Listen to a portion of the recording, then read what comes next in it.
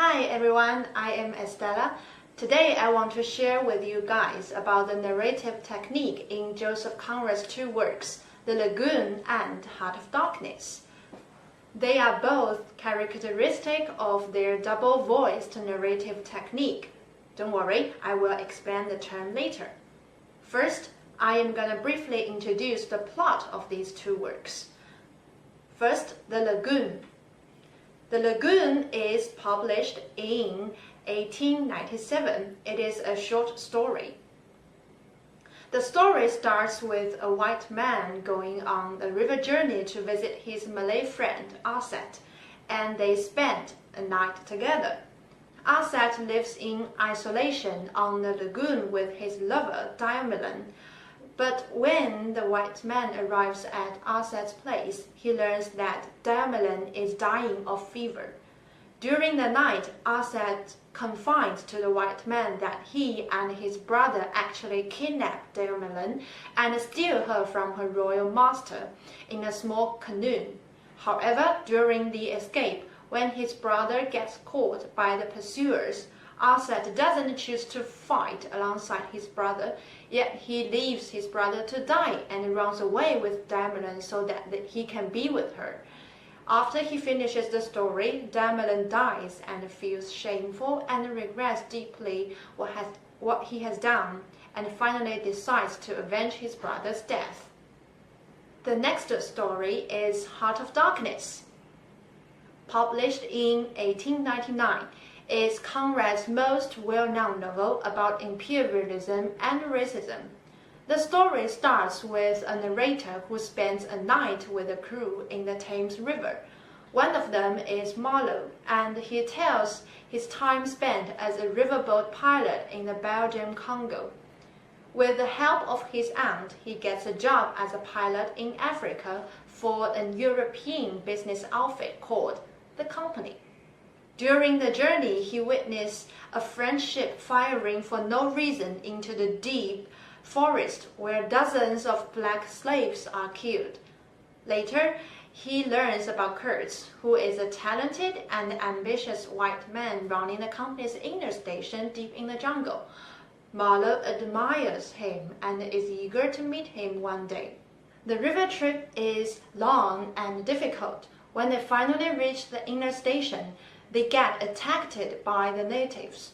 In this fight, Marlowe's black helmsmen are killed by a spear. Marlowe feels sorry for his helper. Then, at the inner station, Marlowe meets Kurtz. However, he discovers that Kurtz has made himself into a brutal and vicious god to the natives. Gradually, Kurtz becomes worse and worse and leaves his dying words, "The horror, the horror." After Marlowe returns to Europe, he meets with Kurtz intended, his fiancée. The woman believes that Kurtz is an honorable and moral man and wishes to know his last words. Marlowe doesn't want to destroy her beautiful delusions and lies to her that Kurtz's last words were her name. So what's in common in these two texts is that they both have a character narrator and a frame narrator to tell the story at the same time. For example, in The Lagoon, one voice is the character narrator Aset, who admits his mistakes and shoulders his responsibilities, and the other voice is the frame narrator who criticizes the white colonist for being indifferent and morally inferior to Aset. In Heart of Darkness, one voice is the character narrator Marlowe, who ostensibly supports the imperialism, and the other voice is the anonymous frame narrator who attacks on imperialism. This narrative technique is called the double-voicedness by one of the most famous critics, Bakhtin. He argues in his book, The Dialogical Imagination, 4 Seasons, that the double-voicedness is a narrative technique, which means that one discourse serves two speakers at once and expresses simultaneously two different intentions. However, if you read the book, you will find out that The two tensions in the lagoon are not that forceful and dominant, yet the ones in Heart of Darkness is very strong, which is two voices subverting and contradicting each other. So I think Conrad introduces, or we can say, he experiments this narrative technique in his early works, and then he develops and accentuates the debate of two voices in his later works. And this becomes one of his writing features. Next, I want to introduce another critic who contributes a lot in the research of Conrad's writing strategies, Tom Hensel and his children's horse theory. He argues that Conrad constructs a children's horse when narrating his stories. For example, in Heart of Darkness, Hensel thinks that Conrad creates the double voice in the novel, the character narrator Marlowe and the frame narrator. The two voices are always ironized and contradict each other. The frame narrator's point of view presumably represents Conrad's perspective, which is the strong critique on the imperialism.